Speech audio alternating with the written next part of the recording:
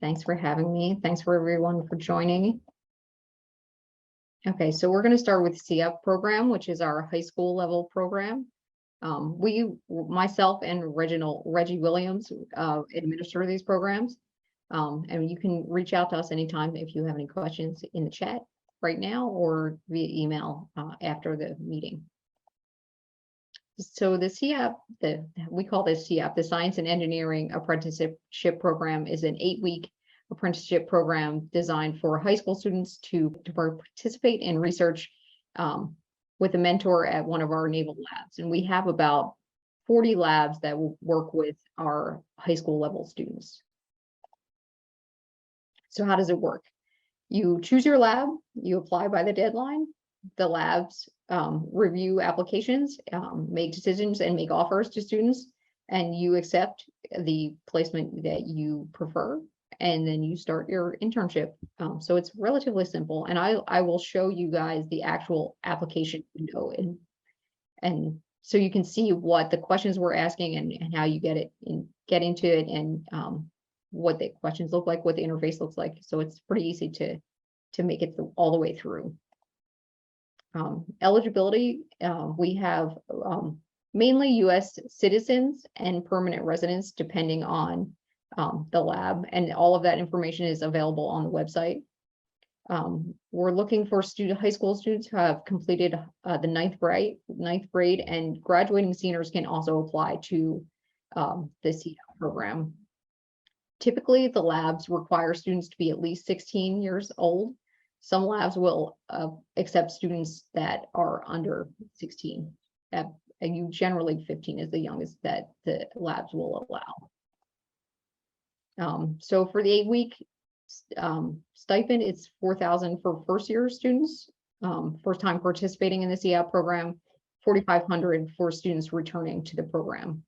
And the selection is based upon academic achievement, personal statements, and recommendations provided by your teachers and your guidance counselors, whoever you choose to have make a recommendation. And the disciplines is mostly STEM-based disciplines. There are things like government, history, and other things that are not specific STEM programs, but the list is here, and each lab lists what they're looking for when working with students. And the lists are a little bit different between the SEAP, so the high school level students, and the college level students. So make sure you're on the website, right website, first of all. So this one is just Naval STEM interns at SEAP. And then we have labs that participate around the country, including Hawaii. So we tend to steer high school students to apply places close to home because we don't cover housing. Some of our labs will work with local universities and colleges to find cheaper housing for students, but that is not always the case. So that's something that you'll have to work on your own. And a lot of the lab coordinators will help you figure out something close by that will work for you for the summer. So the applications are open. They open on August 1st of this summer, and they close on November 1st. And you can see the website here. And if you have questions about this program, you can email seap@saxman1.com. And those will go to our contractors, and also they will come to me if necessary. So feel free to reach out at any time, and we will get back to you with any questions you have.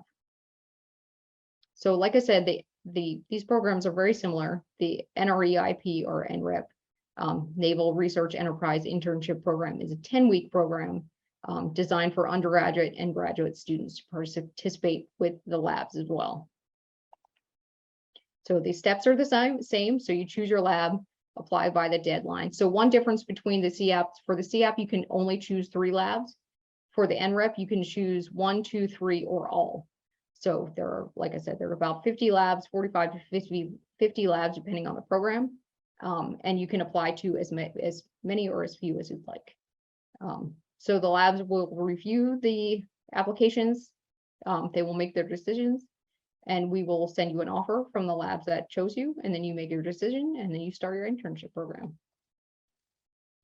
And again, the requirements are very much the same, U.S. citizen or permanent resident, and it depends on the lab. So please make sure you're checking that when you're going to the website. Some will not accept permanent residents and some will. So just have to be careful. Just be cognizant of that as you're applying and making your choices. And again, these are, so for the Nrap program, eligible students will be granted a secret security clearance. So that's kind of a plus when you leave the program. That's something that you have that can be transferred to other jobs in the future, potentially. And for this program, the stipends are a little bit more. For a first year, it's $7,500. For a returning NREP student, it is $9,000. And for graduate students, it's $11,500 for the summer. Selection is again based on academic achievements, personal statements, and recommendations. One other thing that I didn't mention on the other one, for the SEAP program, these internships can be extended for SEAP, it's 2 weeks, and for NREP, it's up to 4 weeks. So you can extend 1, 2, 3, or 4 weeks, depending on how things are going in the lab and how much time you might have at the end of the summer. And again, the disciplines are a little bit more broad at the college level. There are more options, but we have everything from public policy, oceanography to medical sciences, all types of engineering, computer science. So it kind of runs the gamut of STEM, the STEM fields. And there are a few more places that have the NREP opportunities. So Maine is one that's not the same in the SEAP, and also we have Guam as well, which I don't think is shown on this particular map, but Guam is also an option. So there's lots of options for the NREP program as well. So again, application window is the same, August 1st to November 1st. It's navalsteminterns.us, and it's just /NREP, so it's a little bit different, and email nrep@saxman1.com. So as I promised, I'm going to switch screens so you can actually see the websites and the application just quickly. So these are both, you can go to navalsteminterns.us and they will get to both of the programs. So I'll open both of these actually just so you can see them. So when you get to the websites, you can see there's a SEAP and then the NREP, very easy to identify. You can, when you get onto the website, you can look at the individual labs. So this will bring up a picture very much like the one I showed already, and you can hover over these, click on them. It tells you which labs are there. You can click on these and it gives you more information about that specific lab.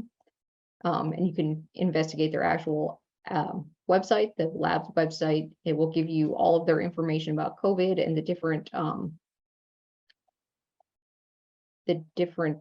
majors that they are looking for. That is not working for me now either. So you can see the list usually of what's available at this site. You can also search this by subject entirely. So all of the labs, it just gives you a list here, and you can see all the different labs with the different majors that they're looking for. And it will take you to that on this side. You can see here at the Naval Air Systems Command, and it gives you more information here about how they operate and how their lab works, what they work on. Everything's here for you guys to peruse and have a look at. There are frequently asked questions here, so if there's something that I did not cover today, you can come here and see if there's covered here.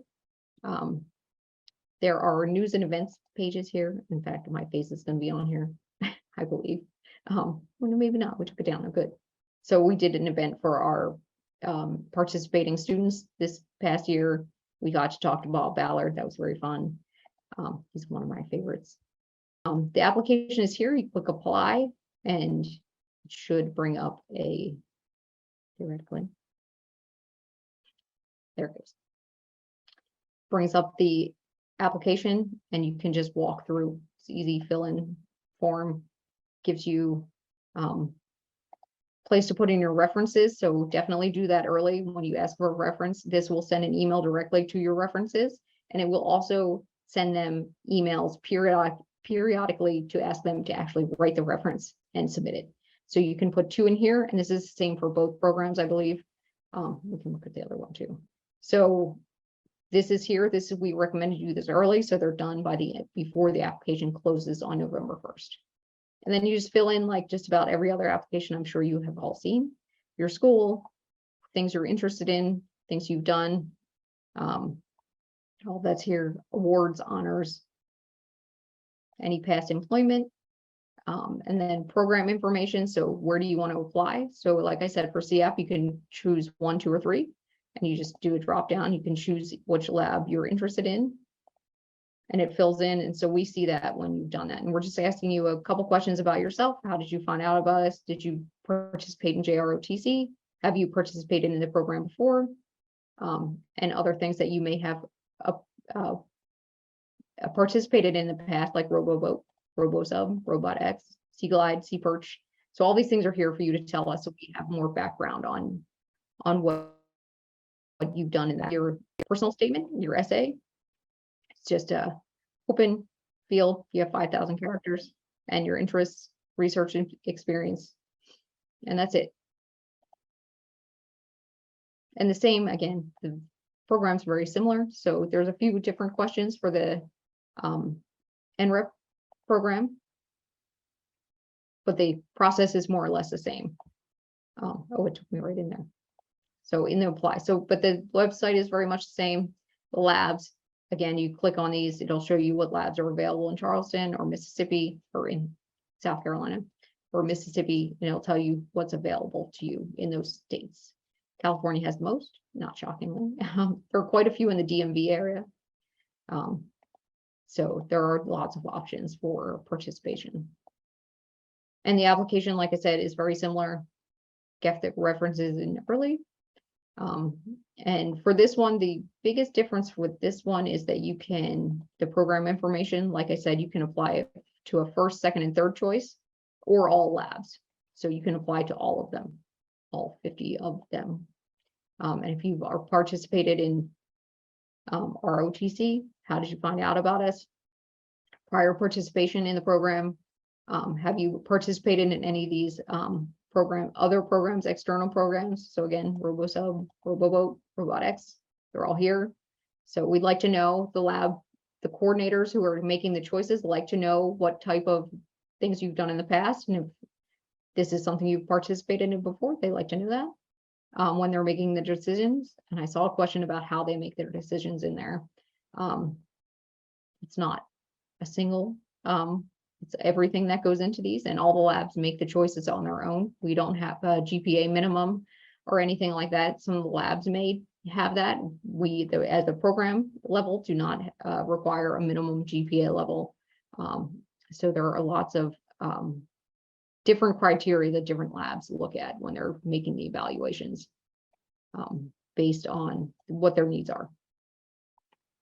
So I think that's all I have. So we can probably go to questions now, if we want to switch over to that. Fantastic. I've got a few of this questions queued up here.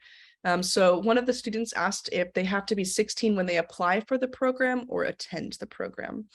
Attend the program. That is an excellent question. Yeah, so you can be 15 when you apply, as long as you are 16 when you start.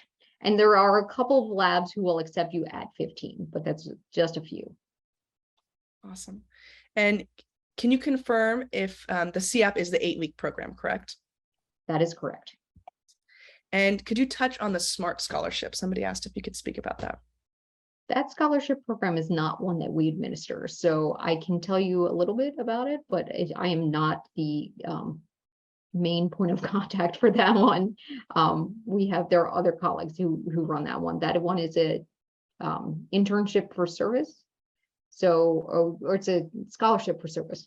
So you do, you receive funding for research or education, and then you have to work for the government. Essentially, is that how that's how the SMART program works. But again, that's not my expertise. So there are probably lots of things that they would like me to say. I don't know, Reggie, you're on the line. I don't know if you would say anything more about the SMART program. Yeah, thanks, Kristen.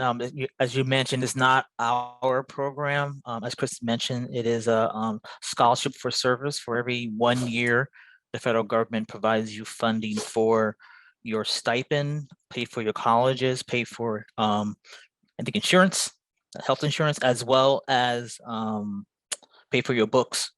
You owe the government back for every 1 year. The goal behind that program is truly to get students through all the way to the PhD, but you don't have to necessarily get a PhD in that program. They do take undergraduates, masters, and PhD students in the program.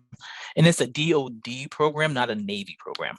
So that is run by the Basic Research Office of the Undersecretary of Defense. Mr. Louis Lopez manages that program overall. But yeah, it's a very good program. As Kristen mentioned, but it isn't managed out of our office. Thank you, Reggie. I have a quick question for you guys. So I don't know. I know we're supposed to put stuff in the chat as well, but my name is Asher Sherko. I work for Naval Surface Warfare Center out of Panama City, but it's supporting the Marine Corps. We have a local internship POC, but do you guys also help out with in terms of supporting SEAP program development, as far as if it's been dormant, or if we're looking to make it more robust or add more positions and that kind of thing? Do you guys help with that as well to put together requirements and such? Yes, you can email us and we can get back to you about that. You can email either the SEAP or NREIP, whichever program you want to do. I can pull those up actually.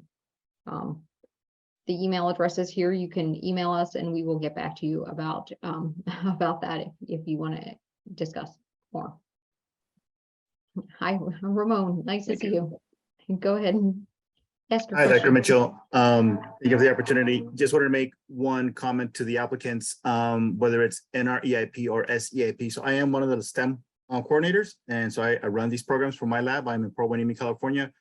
So to the students, I really need to ask you to do your homework, do your due diligence when you select first, second, and third choice of labs. That is very, very critical. As the intern coordinator, if for whatever reason you pick me second, there's a good chance I will never see your application. Because again, it goes back to the number of positions I have the ability to offer based on funding, the number of positions that my managers request. Please take that portion of the application, whether it's the high school program or the college program, very seriously. Please do your due diligence, because again, it could have some significant impacts on your award package. Dr. Mitchell, thank you for letting me share. Absolutely. Thank you for your input. That's very helpful. One other thing, I saw a question in the chat for the start dates for the actual internships. They're usually, depending on SEAP or NREP, the SEAP start a little bit later just based on school year, and the same with college too. It's kind of a little bit earlier because they end earlier. But most of our labs are pretty flexible on that. Some bring in the entire cohort together. But they will still work with you if there's one or two people can't make that their big start date.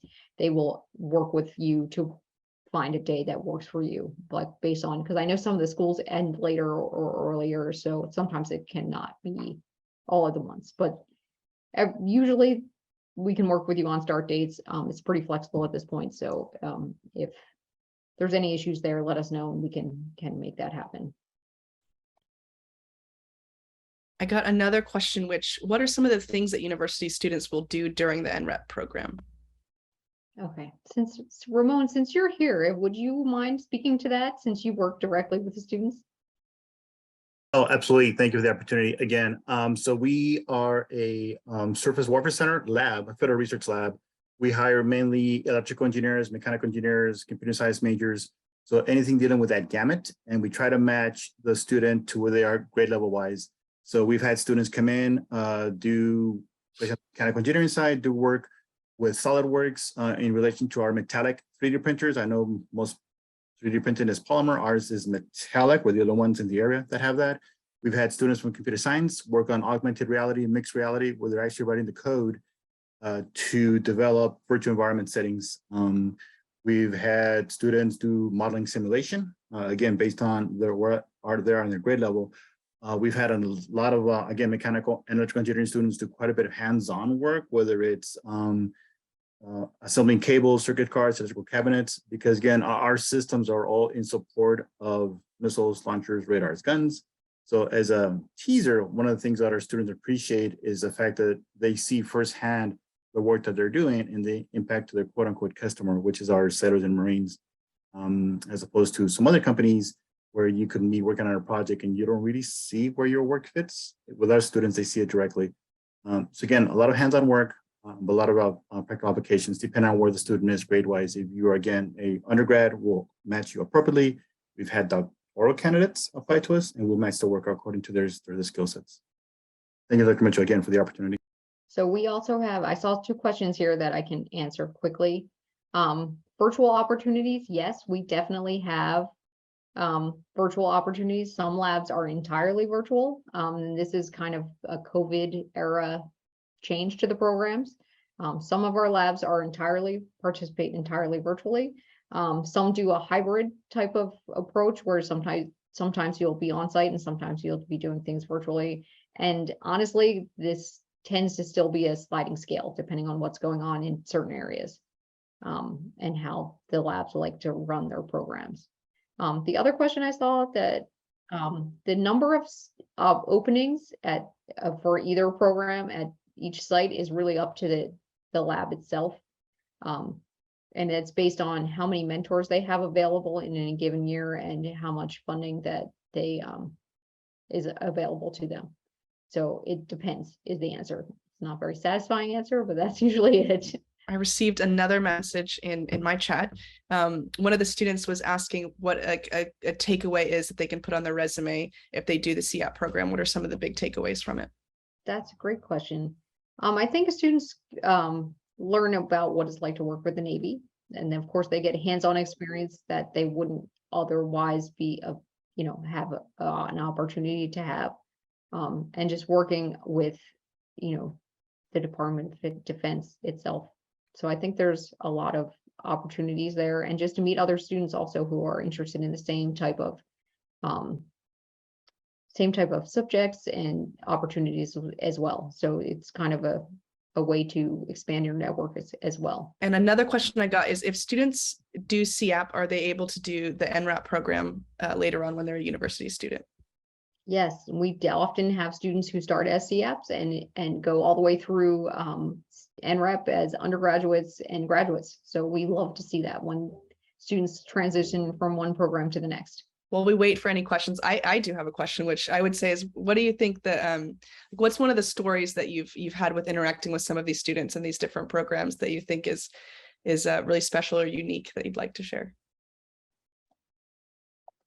Well, I know we actually have a coordinator that was a SEAP student, was an NREP student, and is now working in a naval lab working with NREP and SEAP students. So that is one of my favorite, stories that we've heard, that we've had, people go through the whole program and end up working at labs. And I know Dr. Flores has students that he's hired through these programs. So that's another thing that can be a benefit through the programs, that you can get hired directly into the labs once you finish, depending on how it goes and what kind of work you're looking to do.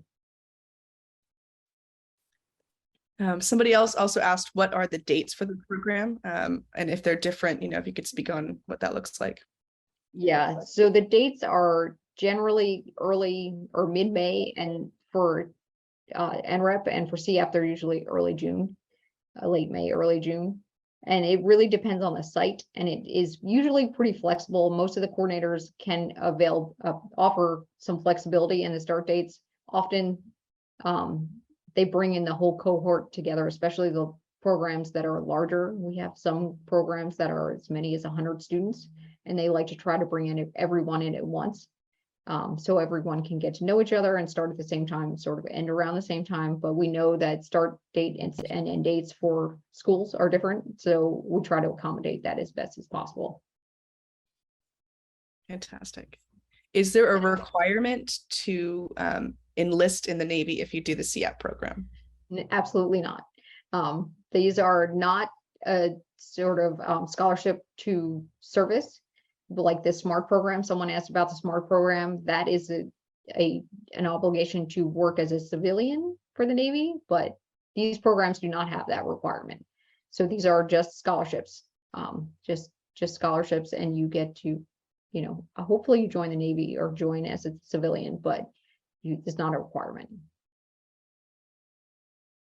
I see a question about age limit, age ranges, age requirements. Mostly the age of 18 has to do with the security clearance. So to get a secret security clearance, you have to be 18 or over. So that is generally the requirement for that. Yeah, if there are any other questions about that, feel free to either drop them in the chat or ask them. We can get back to you on more details on that.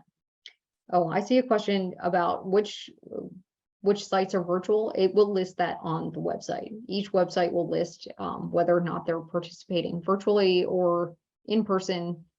So if you go to each individual lab, it'll give you more details about how they're operating. Question about how many students applied to SEAP. We had about 200 participants last year, and we get about roughly, I would say, 800 applications that get finished. We get way more that get opened that don't finish them. We get over 1,000 usually that are never finished. If you don't get in 1 year, can you apply again the next year? Absolutely. Please apply again if you don't get accepted. And it usually depends on just the needs and the availability of mentors to work with students from year to year. Dr. Flores, please go ahead. Dr. Mitchell, thank you again. That's a great question. So 2 points. One, I've had students apply 3 summers in a row, and then we hire them full time. That's the comment Dr. Mitchell was making earlier. We've had them. We see their work abilities, both technical and then within a work culture. It's a great fit. The second part, students, if you do not get an offer for whatever reason, please don't think it is something wrong with the application. As was mentioned, it's going to be a match. So this particular summer, most of my managers requested mechanical and electrical engineering candidates. So if you were math, comp sci, physics, you know, did not have a solid package. It just the math wasn't there. Previous summer, it was the opposite. Most of my managers wanted math, comp sci. So if you were mechanical, electrical, again, you could have a solid application, solid package, you know, great experience, everything. But if the match isn't there, it's a two-part equation. So if for whatever reason you don't get an offer, please don't think there was something wrong with the application. It goes back to matching. Again, Dr. Thank you. That's very informative. I see another question in the chat about the references. Once you make or fill out the information, name, email address for your references, they will get an email directly, and they will send multiple, or the software will send multiple emails to whoever your reference is, and hopefully they will get it in. You will not be notified though if they are not. So please be communicating with your references. Obviously, before you make them a reference, ask them if if they're able to give you a reference, and then also follow up with them to make sure it's done. I know they will be getting multiple emails about it, but it's helpful if a personal email is usually more effective than the automated emails that come from the system. So can you apply to multiple disciplines at one location?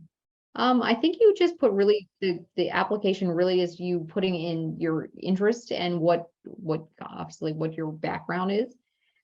And then you often will talk to the coordinators during the process, but they will evaluate your application. So if you have multiple interests, and you can choose what you're interested in, you can choose more than one in the application site once you're in there.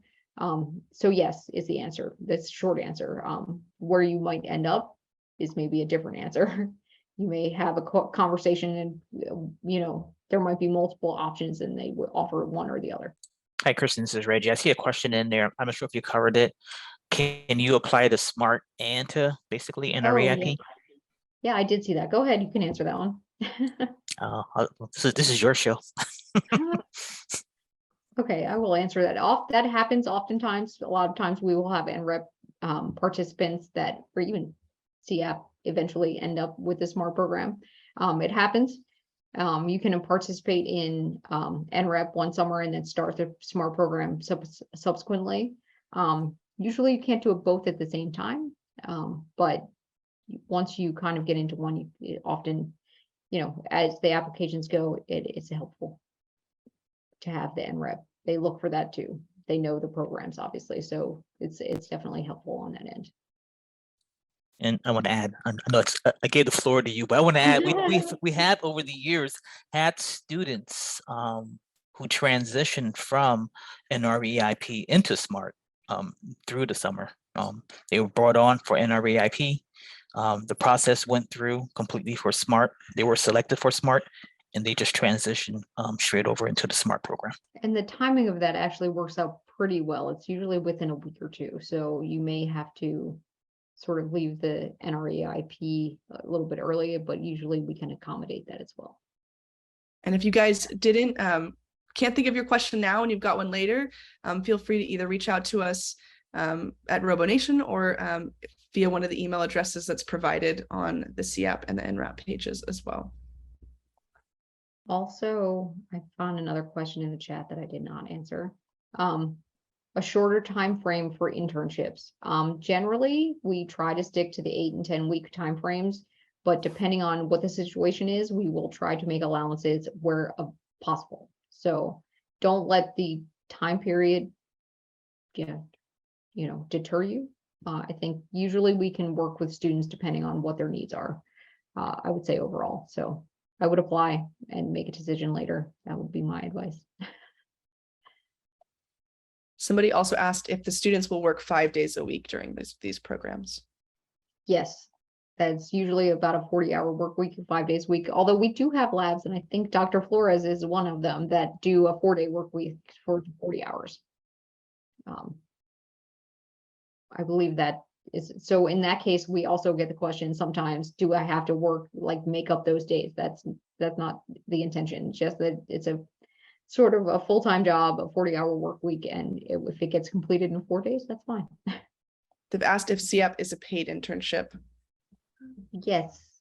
So the stipend for a first-year SEAP student is $4,000, and for a returning student, it is $4,500.